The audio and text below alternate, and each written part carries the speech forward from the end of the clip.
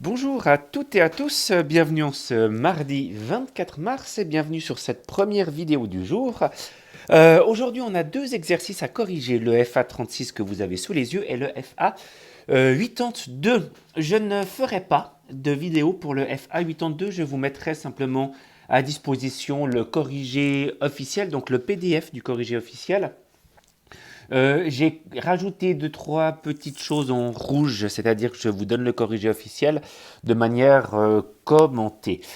Si vous avez des questions, n'hésitez pas, je ne ferai pas toujours des vidéos quand on a vu plusieurs fois un type d'exercice, je me permettrai de juste vous donner le corrigé tel quel.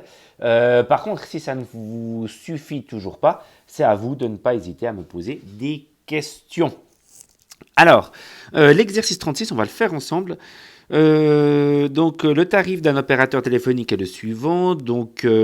L'abonnement mensuel, on paye 10 francs tous les mois. Le prix à la minute, 40 centimes par minute de communication. Voici ci-dessous le graphique que Léa a construit pour représenter cette situation. Alors, première chose, toujours quand on a un graphique, il faut toujours analyser ceci et ceci. Qu'est-ce qu'on nous montre en fonction de quoi? On nous montre le montant de la facture en fonction du nombre de minutes consommées, du nombre de minutes d'appel. Alors, ils sont assez gentils parce que, ce graphique-là et ces données-ci sont un peu redondantes. C'est-à-dire que vous devrez être capable de faire le graphique à partir de ces données ou à la limite le contraire, à partir du graphique, retrouver ces données. Donc on aurait pu masquer ça, et ça aurait été à vous de retrouver tout ça. Bon, alors vous avez un peu plus d'informations, c'est plus simple du coup. La question A, son travail est-il correct? Oui et non. Alors on va le mettre comme ça. Son travail est-il correct? D'une certaine manière, si on a utilisé, je sais pas moi, 10 minutes, ça veut dire qu'on a payé les 10 francs mensuels, plus 4 francs, vu que c'est 40 centimes par minute, 10 minutes, donc on devrait être à 14 francs. Donc l'image de 10 devrait être 14. C'est absolument correct. On peut faire ça avec tous les points, on va trouver quelque chose de juste. Donc on va déjà répondre au gros de la question, son travail est-il correct? Son travail, on va écrire comme ça, son travail est correct, mais il y a un petit mais. Son travail est correct. D'ailleurs, je zoome au bon endroit. C'est cet endroit-là qui m'embête un petit peu. Parce que sur l'axe des abscisses, on commence bien à 0, mais sur l'axe des ordonnées, on commence à 10. Alors, c'est pas une erreur en soi. On a le droit de faire ça, mais ça porte à confusion. C'est-à-dire que moi, si vous me donnez ce graphique-là et que vous me laissez, on va dire, entre 1 et 2 secondes pour vous donner le type de la fonction, moi je vois une droite qui passe par l'origine, donc je vais vous dire que la fonction c'est quelque chose de linéaire. Or c'est faux, c'est pas linéaire, c'est affine. Vu que l'axe vertical ne commence pas à 0.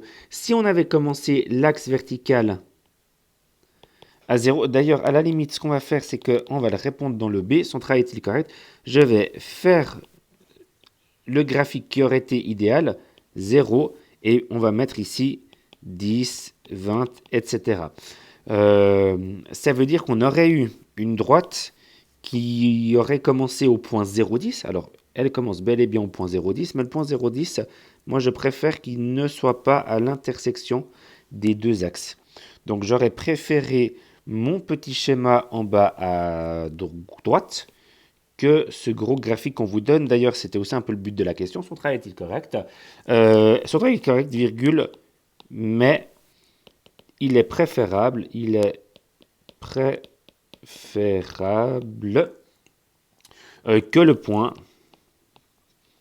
le point 0,0 se trouve sur le graphique.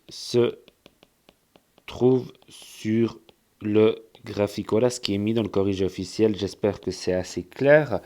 Ce que je dis en français, c'est ce que j'ai expliqué oralement et ce que je vous ai montré avec le petit graphique. Ensuite, exercice B complète le tableau de valeurs lié à cette situation.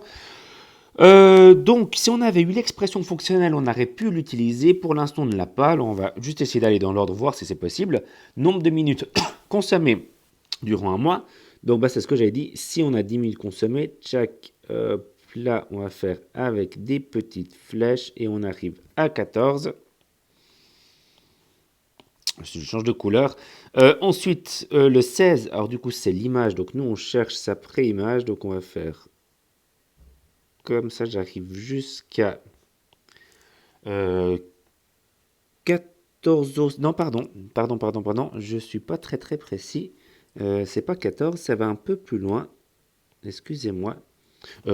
Excusez-moi encore. Ça va jusqu'à... Alors, je vais peut-être zoomer. Ça va jusqu'à là. Alors, c'est pas, ça tremble un petit peu. Et on arrive à 15. Là, c'est juste. 20, alors l'image de 20, je vais peut-être le prendre en jaune. Donc 20, on est là. Enfin, vous avez compris le système, hein, c'est toujours un petit peu la même chose. Juste attention avec les flèches, j'espère qu'elles sont justes. L'image de 15, pardon, l'image de 20, c'est 18. Et puis 32, est-ce qu'il me reste une couleur? Bah, c'est parfait, je vais utiliser du rouge. 32, on est là. Et on cherche sa pré-image. Donc, hop! Ah mince! Effectivement, j'ai tenté trop vite.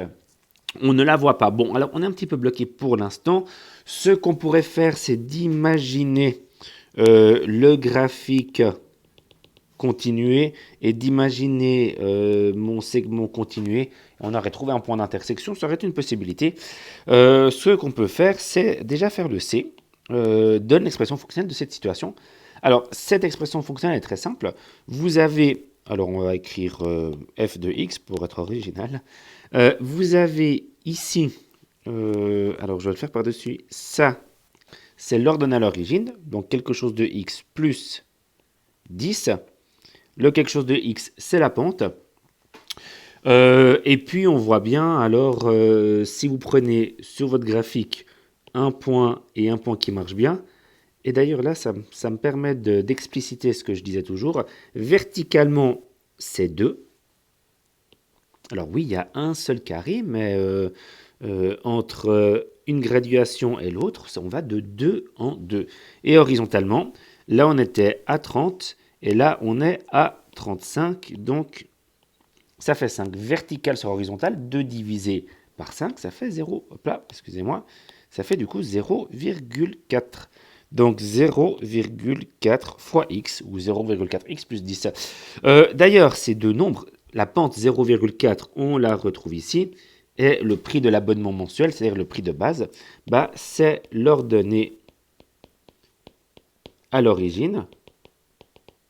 Et ce prix-là, ce montant-là, ou cette valeur-là, c'est la pente. Ça, on avait déjà vu ça en 9e année. Si vous avez une bonne mémoire, vous vous rappelez de ça. Du coup, on pourrait faire la dernière colonne. Pourquoi? Parce que si je fais une toute petite équation, alors est-ce que j'arrive à la résoudre là?